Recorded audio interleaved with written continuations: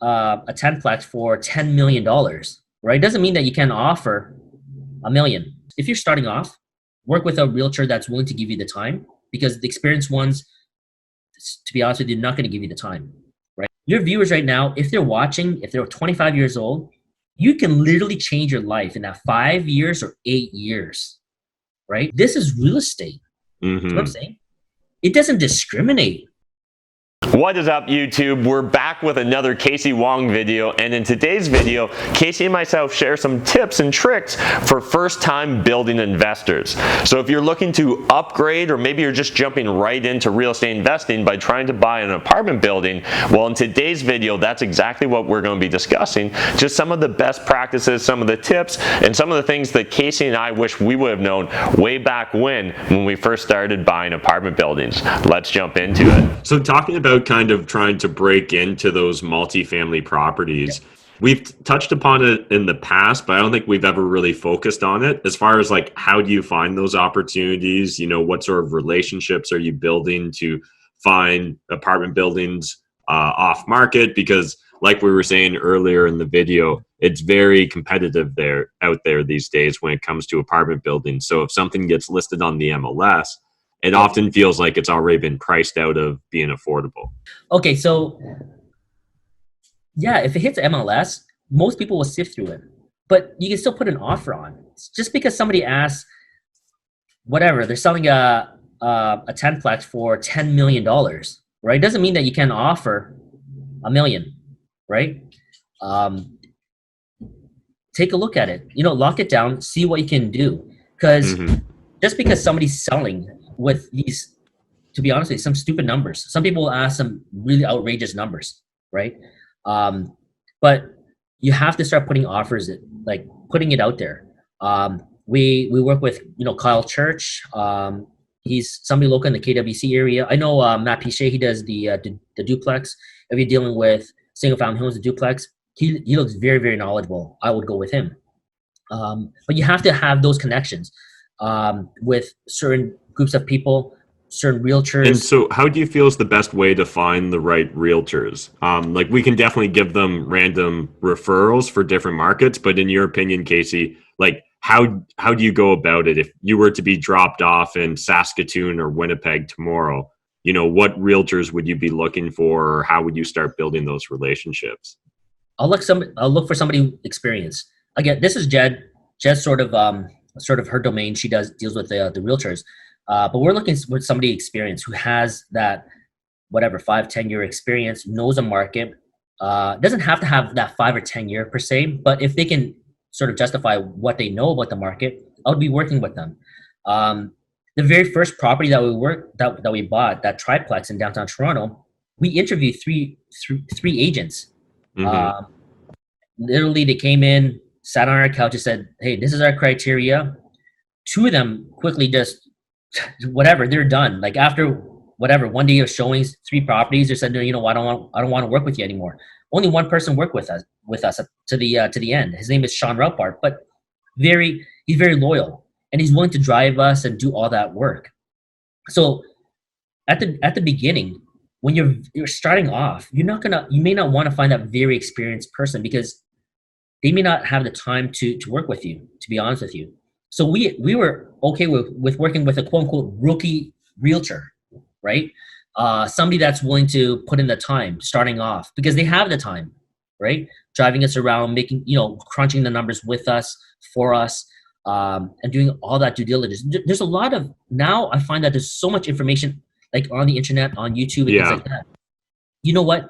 You can find those experienced realtors that doesn't have the years of experience, but has a lot of knowledge now. So in your London market, in your Windsor, in your KWC area. So you want to find a good realtor that can do the analysis for you. You can do it yourself. You should be doing it yourself. Again, we looked through 300 units or 300 properties on MLS, walked through 100 properties, did our analysis. The first property that we looked at looked exactly the same as the 100th. And everything in between was up and down, up and down. But that's what we're doing. And for you guys to get to that level, just if you're starting off, work with a realtor that's willing to give you the time, because the experienced ones, to be honest with you, are not going to give you the time, right? They're not going to drive you to 100 units, go through open doors, and they're going to slam the door in your face. So work with somebody that's willing to work with you, number one, and do your due diligence. The main thing is that in any kind of business is that you have to get that experience and you have to get that money, right? If you get that experience, if you bought 1 or 2 properties, now you're leveling up, right? You've held it for, let's say, 5 years. I saw that YouTube video that you held this student property with that spray paint and all that. But, yeah. How much, Matt? How much was that? Did you buy it for? I originally bought it for $215, I think. $215. And how much is it worth now in 2020? Probably, depending on how you want to value it, $360 to $400. Okay, so how much equity growth is there in that? Because it's about 75 to 100% equity growth.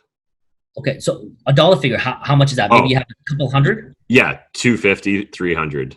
250 to 300, right? So let's say you had 3 or 4 of those, right? Yeah. 250, you probably have $1 million there on 4 properties. If you had 4, student houses, right? Right? Just $1 million.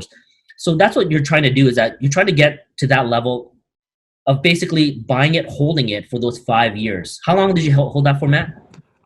So it's been 8 years now. 8 years. See, just 8 years. Let's say, do you have about 8 of those properties or 4 of those properties?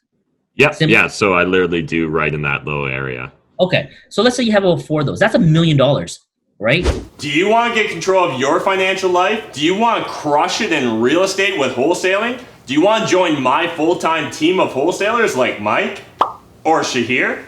Or what about Tyler or Diego? Or what about Amar? All right. And what do we do, boys? We make offers, we buy fast, never gonna miss a deal cause we pay cash. Offers, offers, offers, deals, deals, deals. Tell us, Mr. Seller, what price do you feel? Cause we're Southwestern's biggest source of deals. Boom! So if you guys want to crush it with wholesaling, you need to join my team. And down below, video description, there's all the links you need. 8 years.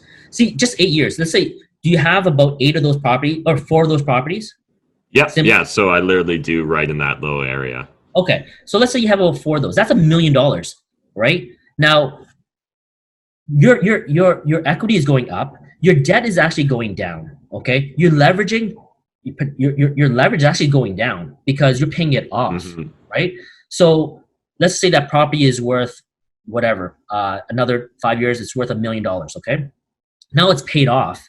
But your rent is only $3,000. Let's say $4,000, right? Do you see what I'm saying? Is that your leverage is now really low. Your return is actually getting lower compared to the market value, right? So you're underutilizing your cash in a way. Let's say it's paid off. It's $1 million. You have 4 of those. It's $4 million, right? You can take that $4 million and buy an $8 million property and do a 50% loan to value. And you're very comfortable. Now you have an $8 million portfolio instead of a $4 million, right? But you have to get to that stage first, is that you're buying, you're holding it for those 5 or 8 years. In your case, those 5 years makes a big difference. And you change your life literally in 8 years, right? So your viewers right now, if they're watching, if they're 25 years old, you can literally change your life in that 5 years or 8 years, right? You went from the single family home, student housing, great cash flow, a lot of problems, a lot of spray paint, a lot of see-through bathrooms. I understand the problems, but hey, there's a profit in there, right? Your profit is 8 years. You're probably going to be like a millionaire just sitting on those 4 properties. Now you start to level up. You're going to sell those because you can't refinance it enough to draw all that money out, right? So that's going from the single family. Like I've done that, okay? And I'm not trying to, like, to be honest with you, I'm not trying to impress you. I'm not trying to say, hey, I need that. I'm not, pumping my chest or whatever. I'm trying to press upon you so that, hey, you guys can do it too, right? It's not difficult. All these guys are doing it. Very average people, right? You don't have to be the smartest person in the class. You don't have to be a model. Okay, I'm not a model. You don't have to be, a great athlete, right? Like what I'm saying is that genetically, you don't have to be gifted any which way. You don't have to be tall. You don't have to be pretty. You don't have to be intellectually gifted, smart to be a doctor, lawyer. Like this is real estate. That's what I'm saying. It doesn't discriminate. right? Real estate doesn't say that, yo, dude, you're not tall enough, you're not pretty enough, you can't throw that ball hard enough, you don't run down that run for a TD, right? I can't serve 130 whatever miles per hour, right? Yeah. So real estate doesn't discriminate. You get the money, you buy a property, you hold it. As simple as that, right? So for your viewers out there, this is probably one of the best businesses in a way. Mm-hmm. I can pick up, to be honest with you, Matt, worst case scenario is that you can sell everything, get your huge net worth, all this cash, go somewhere else and do it again. Yeah. Right? Can I do that with, let's say, if I was a lawyer? Probably not. I have to take another whatever. Yeah. Requalify somewhere else. Yeah. Right? If I go to the States, I'm going to have to redo another test or exam. If I pass my medical exams and schooling in India or in China, do you think I can practice here? Probably not. Right? Mm-hmm. But if I sell all my properties, I can go to, let's say, Hong Kong, China, the States. I can go to wherever you want to go, pretty much. Yeah. Basically in a city, you can actually create this business again, right? So that's why I say that real estate is one of the best businesses to be. It's very passive in a way that you can actually offload a lot of the work to other people if you don't want to be hands-on. So you can be hands-on as much as you want. You can be hands-off as much as you want, and everything in between, right? So for people starting off, seriously, just get involved. It only takes about 5 years. In your case, about 8 years on student housing, and you'll see that it really, really makes great returns. So. Mm-hmm. Yeah, I love it. Great advice, Kasey.